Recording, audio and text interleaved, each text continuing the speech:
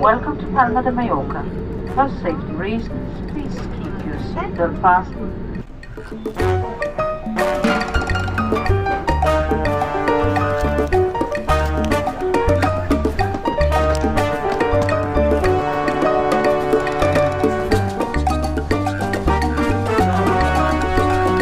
Finally, araw. Nagkaroon din ng araw. Sarap sa mukha. Grabe. Dito.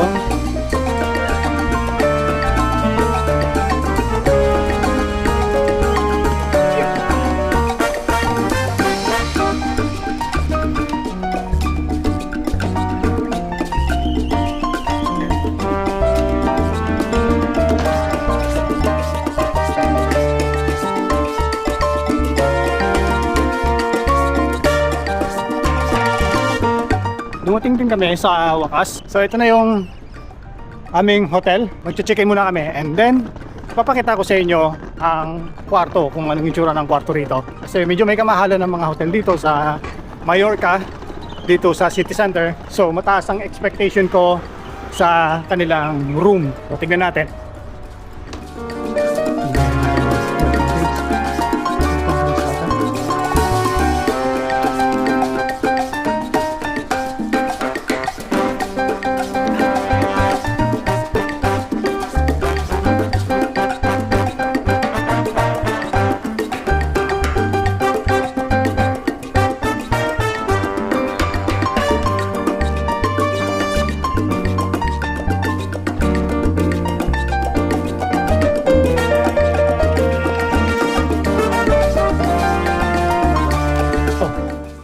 Ipapakita ko muna sa inyo itong room, yung entrance, ito yung banyo. Ni-request talaga namin na may bathtub.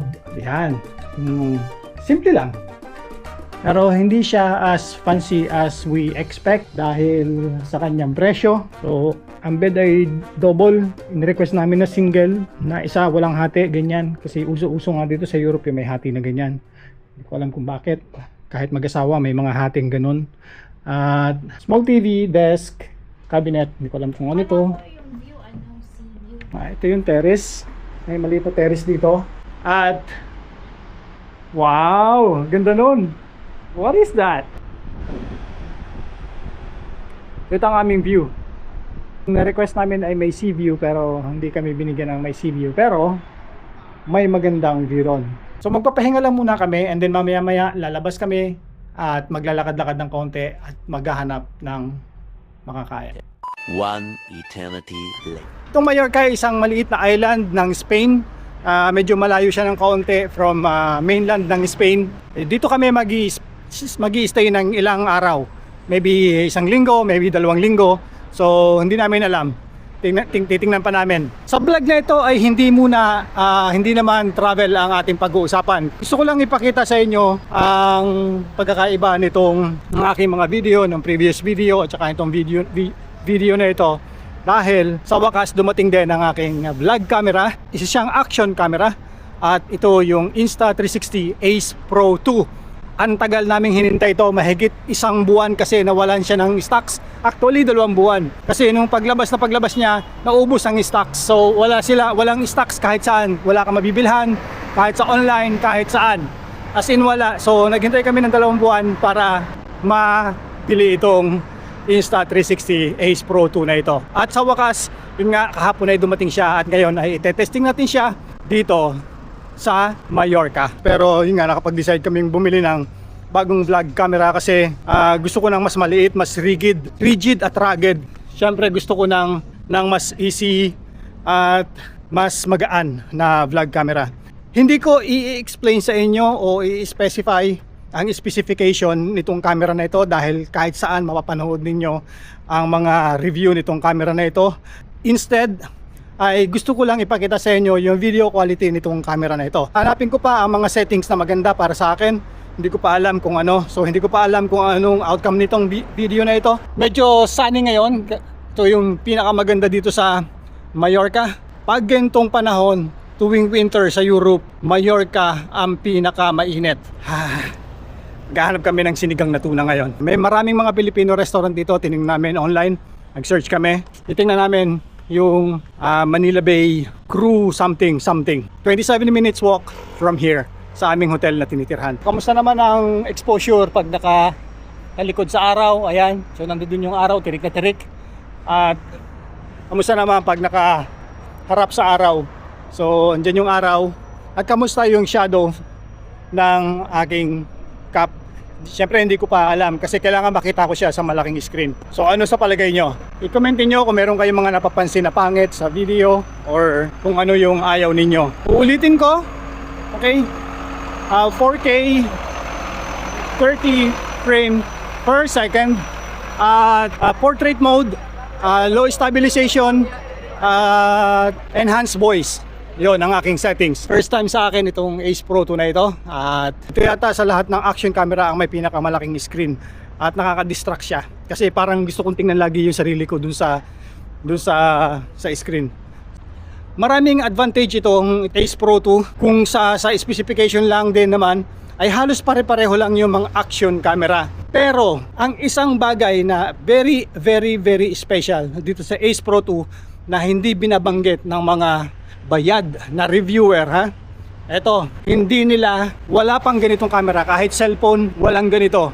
Yung pwede kang mag-pause ng recording, pwede kang mag-continue ng recording. Yung mga previous videos ay pwede mong i-continue. So kung meron kang halimbawa, meron kang sequence, yun ang pinaka-special dito. Kung halimbawa nagba-vlog ako, meron akong script at meron akong sequence na susundan, pwede kong balikan yung mga sequence ng video at para i-continue yung recording.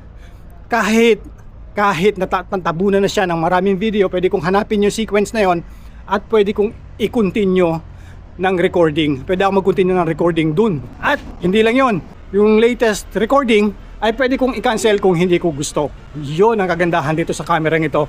At walang kahit anong action camera o vlogging camera o cellphone camera ang meron nun. Ito pa, yung halimbawa, nakapost ako, pinost ko yung recording, no? And then pinatay ko yung camera, no? Pag open ko ng camera, kung saan ako nag-post ng recording, dun siya ulit magko-continue pagbukas ko ng camera. Special, di ba? Ganda. Walang ibang ganitong vlogging camera kung hindi ito lang. Ace Pro 2. Yun ang nagustuhan ko dito, kaya ko binili itong Ace Pro 2 na ito. So instead of magkaroon ka ng maraming video sequence, nahanapin mo pa kung alin yung ilalagay mo na duktong. Ito hindi na. Mas madali ang pag-vlog, mas madali ang editing kasi ang video mo ay hindi masyado marami kasi sama-sama sila by sequence. So yun ang pinakamaganda rito. Kamusta naman ang sharpness ng aking video? Yung horizon leveling hindi ko na ini-on kasi ayaw ko gusto ko natural yung movement ng camera o gusto ko natural lahat yung movement. Yung vibration, yung shake, gusto ko natural. Ayaw ko parang yung ang pangit yung tumatakbo ka na tapos nag-shake yung paligid mo tapos ikaw hindi. Parang hindi natural. Gusto ko natural looking video. Kaya portrait din yung sinusubukan ko ngayon dahil gusto kong makita kung ano ang mas maganda, yung mas natural ang kulay. Ayaw ko ng masyadong maraming kulay, masyadong maraming editing kasi lahat gusto ko straight out of the camera. Ang gagawin ko, ayusin ko na lang yung sequence, ganun na lang. Pero wala nang color grading, wala nang kahit na ano. Tsaka yung voice, kamusta naman ang voice nitong camera na ito? Kasi isa ito sa pinakamaganda na camera na mas maganda ang voice na built-in at straight out from the camera. Hindi na kailangan gumamit ng Bluetooth or kahit na anong mic lavalier, wireless lavalier. Napakaganda ng voice quality nito ayon sa mga review. So kayo, ano sa palagay nyo? Okay ba? So i-comment nga ninyo kung okay. Hindi ko na i-enhance to yung voice nito. Yan na yan. Kung ano yung nakikita nyong video at yung voice, yan na yan. Lahat straight out from the camera. Wow! Ano yan? 2x zoom na hindi nababago ang resolution. Kung 4K pa rin siya.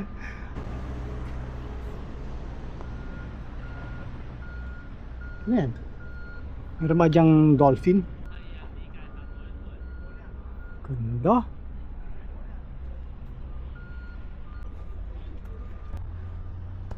At dahil meron akong ganitong camera, ay maiwo-walking tour ko na rin kayo.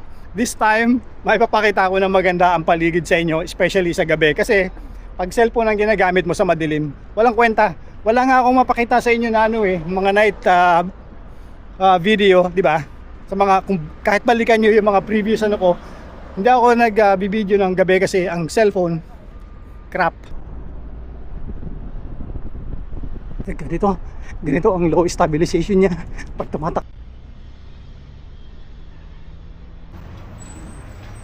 Karating din kami, 27 minutes walk from our hotel. Diba yan? Kahit saan pwede mo ba? Maliban, wag lang doon sa sir. Kahit saan. You know, tagal kong panahon din nakakain ito. Pwede, sarap. Kain muna kami, kain tayo. Mamaya ulit. Yung kulay, nakita niyo yung kulay. Yung sky, yung kulay ng mga building, and then yung shadow. So ito, sa ganitong klase ng scenario, magandang testingin itong camera na ito. So kamusta naman yung balance ng, kita mo, shadow, expose yun. Overexposed doon, yung full blast ang araw doon sa doon, nakikita niyo yun. Yan. Tapos yung itaas, yung sky ay maganda ang kulay. Tapos yung kulay ng building ito medyo yellow, tapos yung isa medyo pink. So yung nakikita ko doon sa mga building na yun, yung kulay nila, ayun talaga yung nakikita ko diyan sa screen. So parang saktong-sakto yung kulay niya. Ganun siya ka-accurate. So kamusta naman yung shadow? Kasi maaraw doon sa background. So kamusta yung shadow dito?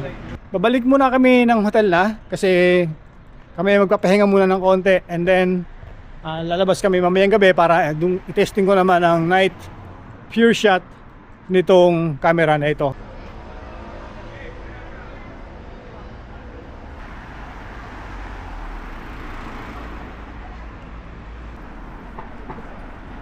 Wow! So, good evening everyone! Nakatulog kami ng matagal. Masarap-sarap yung pahinga namin. Ito yung pure video mode at pure video mode plus on. Ito yung pinaka-special features nitong isa sa pinaka-special features nitong camera na ito. Ngayon naman ay ilalakad ko kayo at mag-picture ako ng ilang beses. Isubukan ko rin ang picture capability nitong camera na ito. Tingnan ko kung mai-stop ko na yung paggamit ng cellphone ko sa mga bagay-bagay, kasi yung cellphone ko ay medyo critical. Masyado na siyang use na gamit ko na siya ng todo-todo at na ROI ko na siya. At dapat ko nang i-stop yung paggamit niya kasi talagang gamit na gamit siya sa akin. So ito namang camera na ito, itong action cam na ito naman ang aking gagamitin sa aking mga everyday vlogging or every vlog na gagawin ko. Ilalakad ko lang kayo para may pakita ko lang sa inyo kung gaano kaganda ang video quality ng camera na ito sa gabi.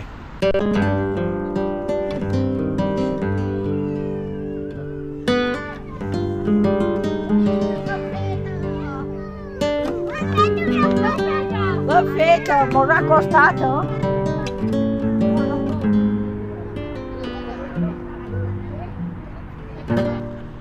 Naka 2,800 Kelvin pala ako. Palitan ko naman ng 3,000. Tingnan natin yung 3,000. So ito naman yung 3,000. Ano sa palagay nyo? Yung may mga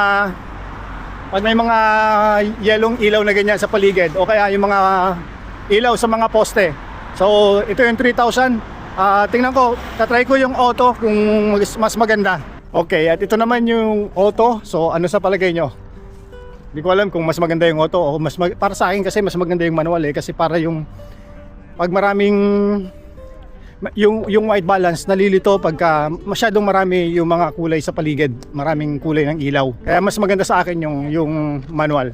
So ganun ang ginagawa ko. Pero this time ito yung auto. So ano sa palagay ninyo? Ito naman yung 2,600. So parang mas maganda yung 2,600 pagka ang mga ilaw sa paligid ay yellow. Yung mga yellow post, yan o. Yan, maraming yellow. So ginamit ko ay 2,600. Yun na yung cathedral, pupuntahan natin yon. Oh my god, Laki. Wow.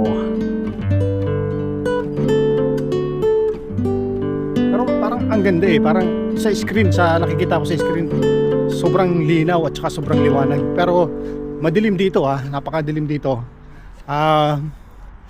Gano ba? Paano ko ba explain yung ilan ba ang lux dito? Basta madilim dito. Pero pag tinitingnan ko sa screen, napakaliwanag. So, feeling ko ang ganda-ganda ng video quality niya kahit sa gabi. Okay, pareho. Natural.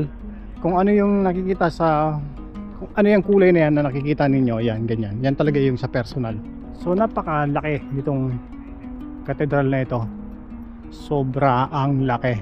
Pero hindi ko alam kung bakit walang tao ngayon. Natin dito kung ano meron.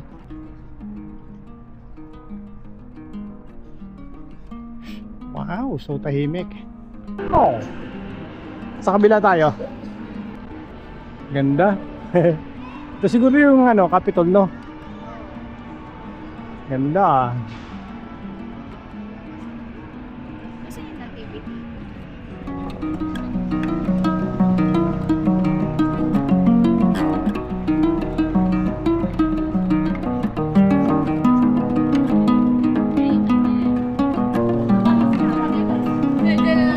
Kaya nga dito.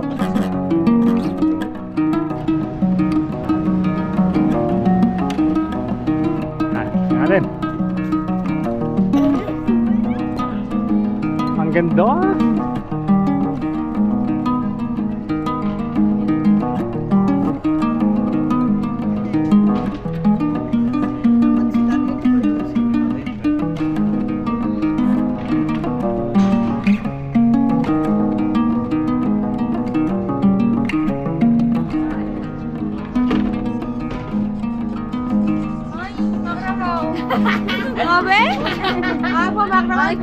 Dito ko natatapusin tong aking night video mode at ang aking pagpapakita ng magandang mga picture sa inyo at video. Sana nagustuhan ninyo yung aking bagong camera. At dito muna kami magtatapos ngayong gabi.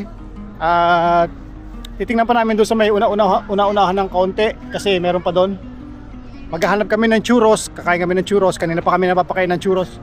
At yan, ito yung I think pinakamagandang Christmas day dito sa Mallorca, dito sa Palma. Bukas ulit, gagala ko naman kayo. Dito rin kami sa City Center, sa Old Town.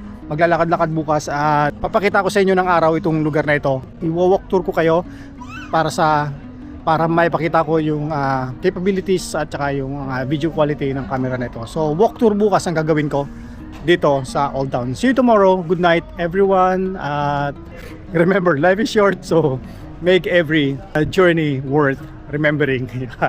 See ya!